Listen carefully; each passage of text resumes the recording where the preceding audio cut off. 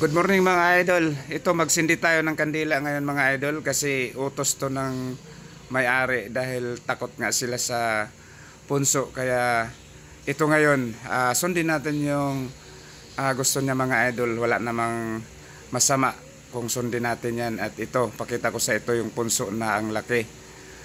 At natakot talaga sila dito mga idol dahil nasa ilalim ng luma nilang bahay. Pero hindi itong pinakabahay nilang tinirahan mga idol, na may bahay sila doon sa unahan.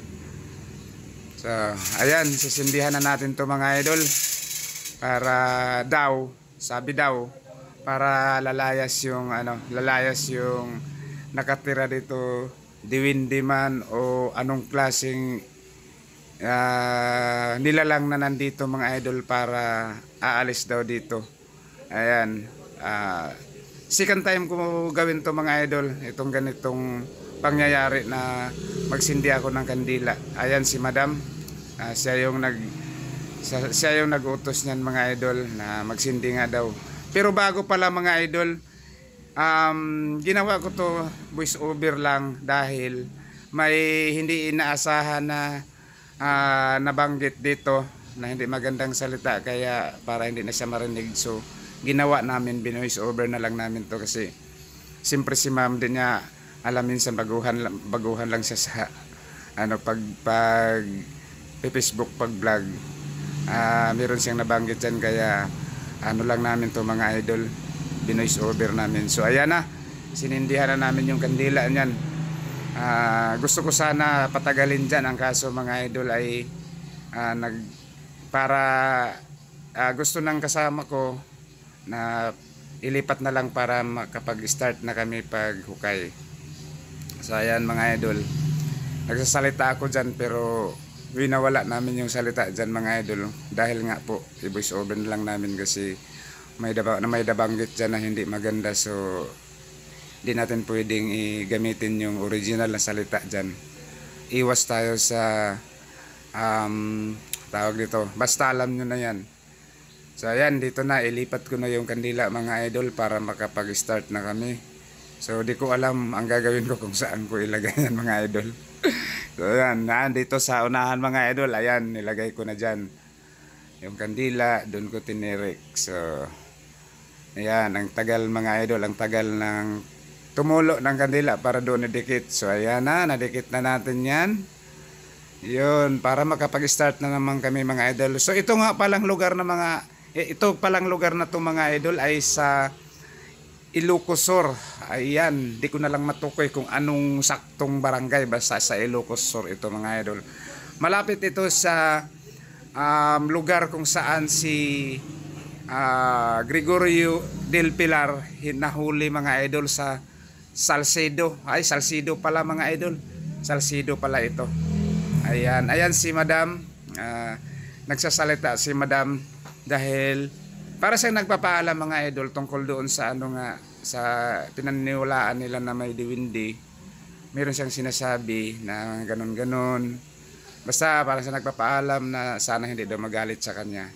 So yun nga, dahil doon mga idol may narinig tayong hindi magandang nabanggit ni ma'am, so kaya ginawa natin ito ay gumamit tayo ng voice over. So ayan na, ito na yung kasama ko, si Idol June.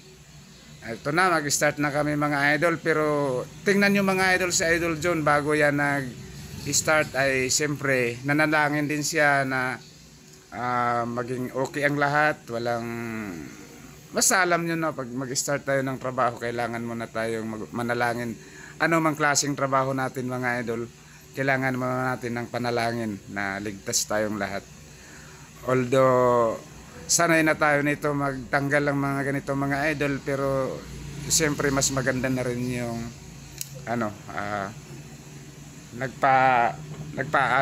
nagpaalam din tayo at hingi tayo ng basbas mga idol. So yan, nag-start na kami. Ayan, may nakita na agad si Idol John mga idol, oh. Ayan. Yan, ang tigas na mga idol. At biruin nyo mga idol, tinulak na yung tinulak na yung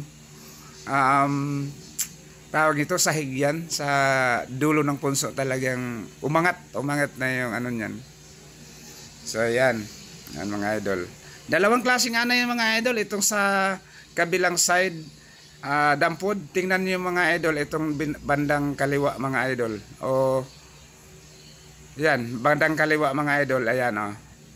Yan. Ibang klaseng anay yan. Yun yung tinatawag na dampod. At ito naman dito sa kanan, yun naman yung subterranean mga idol na merong malaking queen. So yun. So, tanggalin namin yan, ihiwalay namin yung subterranean mga idol at ihiwalay namin yung dampod termites. So yan, yun, inuna namin muna yung baba. So yan, tingnan nyo maigi mga idol kung paano namin gagawin yan. Maraming nanood yan mga idol nasa likod namin, pero ang totoo hindi sila lumalapit dahil nga sa yung nandun yung takot nila, kaya nga kami nakapunta ng lugar na yan mga idol. Ang layo-layo, ang biyahe namin yan mga idol, 12 midnight kami umalis galing Pampanga, nakarating kami mag alas 7 na ng umaga. So ayan, yan na mga idol, pinagtulungan na namin yan dyan sa sobrang laki at sa sobrang tigas. Kaya yan ang ginagawa namin mga idol para mabilis kaming bilis namin matapos yung ginagawa namin na yan. Ayan, si Idol John yung gusto niyang ihiwalay na yung isang klaseng anay. So siya yung nagasikaso sa dampod. Ako naman dito sa subterranean. So yan mga idol. Ayan. Ang tagal namin na natapos mga idol yung paghukay na yan. Sobrang hirap, tigas. So alam nyo ba mga idol, may sinabi pa si Madam dyan na baka daw may pera nakabaon dyan kasi yung tatay daw niya dati naglalagay daw dyan kasi yung ilalim na yan mga idol ginawa nilang parang budiga. So sabi ni ma'am sa akin, pag may buti ng soft drinks or basta buti sinasabi niya, pag may mapansin kami, dandahan lang daw kasi baka daw doon sa area na yan natago ng tatay niya yung pera nga na tinago ng tatay nila na di nila mahanap-hanap. So ayan, kaya sabi ko kay ma'am, sige ma'am, kung nandyan naman kahit matamaan natin, kung papel man yan or mga barya man, di naman masisira yan. Ayan, pero natapos na lang namin yan mga idol. Wala namang kaming nakita na may nakabao na sinasabi niyang pera mga idol. So ayan na, medyo malaki-laki na yung natanggal natin dyan mga idol.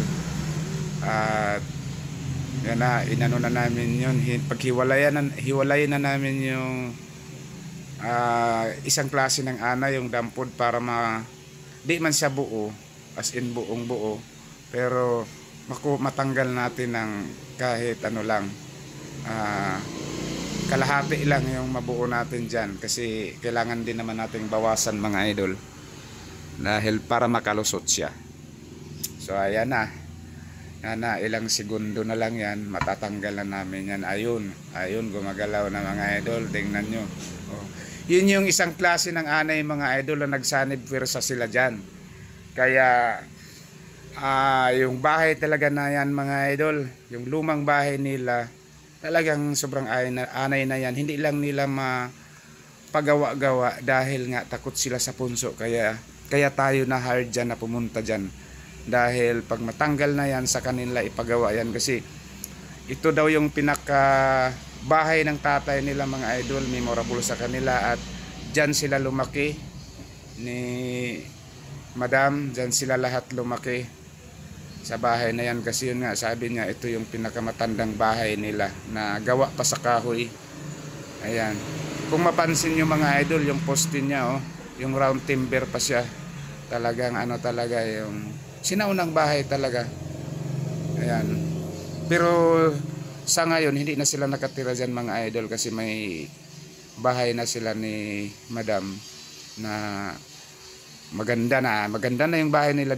Di lang namin sinali sa video, talagang bato na mga idol. So yan ngayon dahil magawa na natin to at hinukay na namin, so doon na nila yan ipapagawa mga idol kasi wala na silang kinatakutan. So ayan, at patuloy kami. Ayan, kinagat yung isang kasama ko kasi yung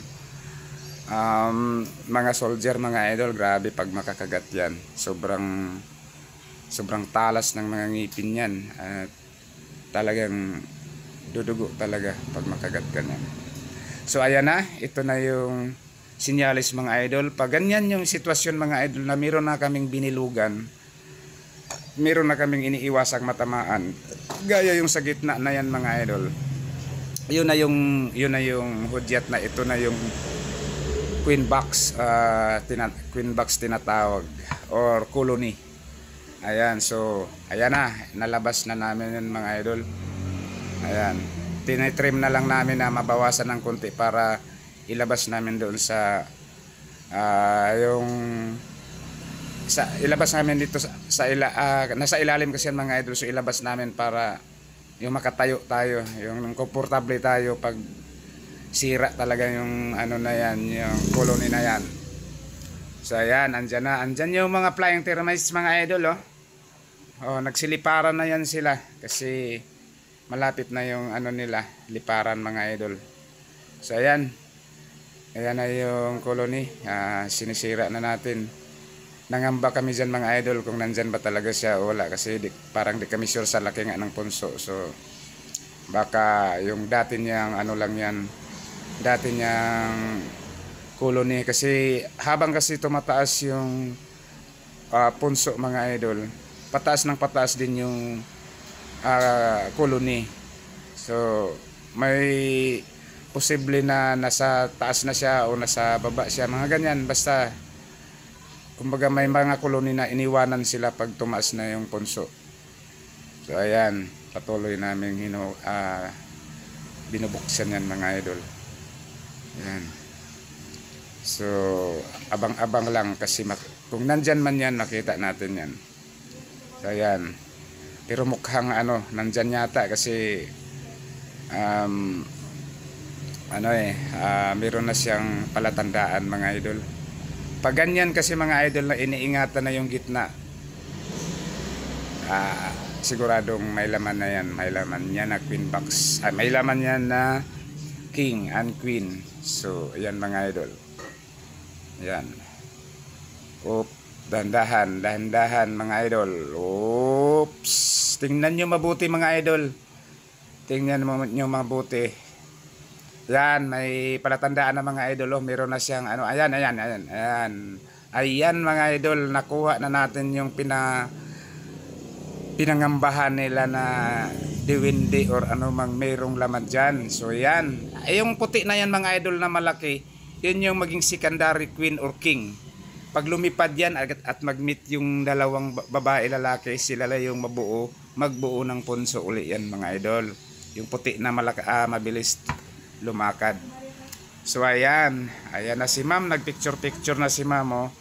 Ayan pala mga idol, si ma'am pala ay isa ding maging vlogger na siya mga idol. So paki-follow siya mga idol sa kanyang Facebook page. So ayan mga idol, tingnan nyo mga idol, di pa tayo nangalahati dyan sa punso na yan, di pa tayo nangalahati. At itong